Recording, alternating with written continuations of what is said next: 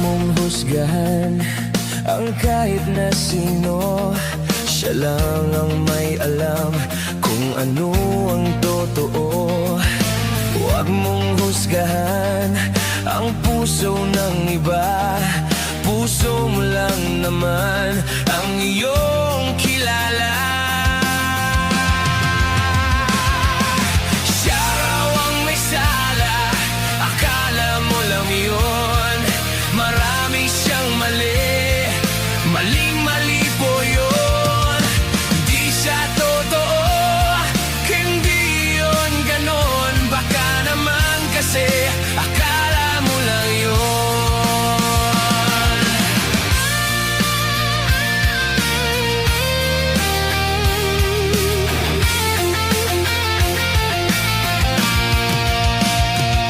Huwag kang manghusga kahit sino pa siya.